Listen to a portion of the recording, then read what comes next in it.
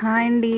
అందరూ ఎలా ఉన్నారు? ఈరోజైతే నేను చిల్లీ చికెన్ చేద్దాం అనుకుంటున్నాను. దానికోసం ముందుగా కొద్దిగా పసుపు, అలాగే హాఫ్ టీ స్పూన్ వరకు సాల్ట్, అలాగే కొద్దిగా చికెన్ మసాలా వేసుకోండి. వేసుకున్న తర్వాత నేనైతే ఇది పావు కిలో చికెన్ని తీసుకున్నానండి. ఇందులోకి 1 టేబుల్ స్పూన్ కాశ్మీరీ చిల్లీ పౌడర్ని యూస్ చేస్తున్నాను. ఇది వాడడం వల్ల కలర్ అనేది కొంచెం చికెన్కి బాగా వస్తుంది.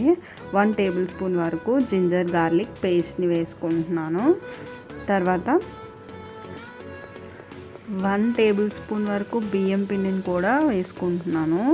తర్వాత కొద్దిగా ధనియాల పౌడర్, కొద్దిగా అంటే ఒక పావు టేబుల్ స్పూన్ అన్నమాట.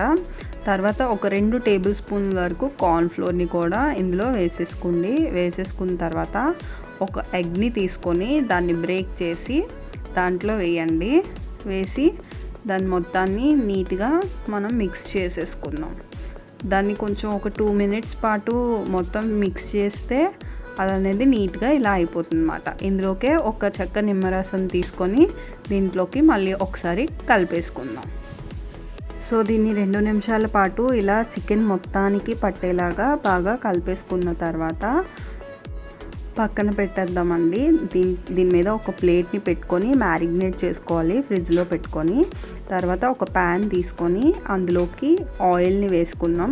తర్వాత మనం ఈ చికెన్ని ఆయిల్ హీట్ అయిన తర్వాత ఇందులో కొంచెం కొంచెంగా వేసుకోండి. ఇలా మొత్తం వేసేసుకుని దాన్ని 5 నిమిషాల పాటు ఇలా మీడియం ఫ్లేమ్లో 5 నిమిషాల పాటు ఫ్రై చేసుకుందాం. చూడండి, 5 నిమిషాల తర్వాత ఇలా చికెన్ మొత్తం గోల్డెన్ షేడ్ వచ్చే వరకు ఇలా ఫ్రై చేసుకున్న దాన్ని టర్న్ చేసేసుకొని దీన్ని ఒక ప్లేట్ తీసుకొని అందులోని సైడ్కి పెట్టేసుకుందాం.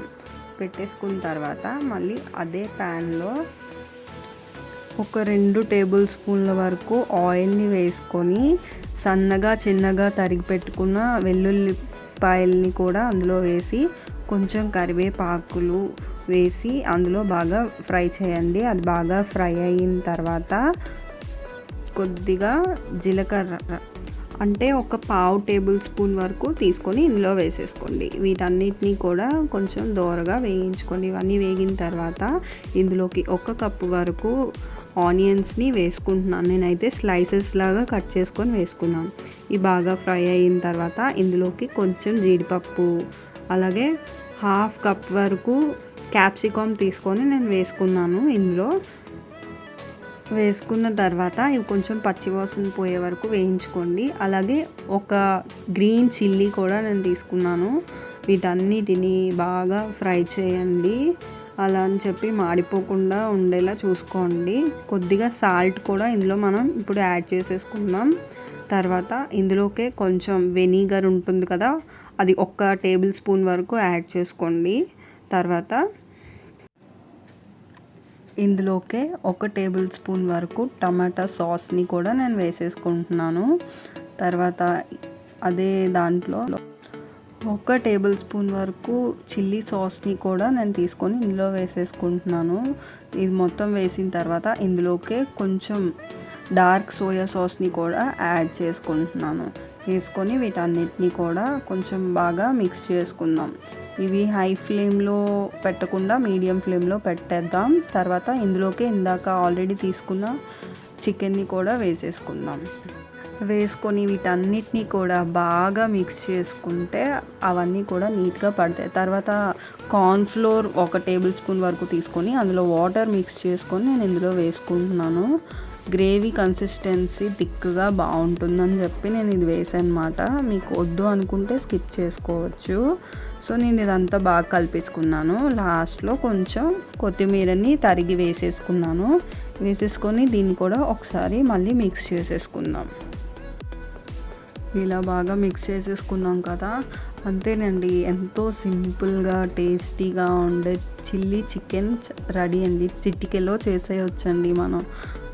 సో ఈ రెసిపీ మీరు కూడా ట్రై చేసి ఎలా వచ్చిందో నాకు కామెంట్ బాక్స్లో చెప్పేయండి. చూడండి, నేను సర్వింగ్ ప్లేట్లోకి అయితే దీన్ని తీసేసుకున్నాను.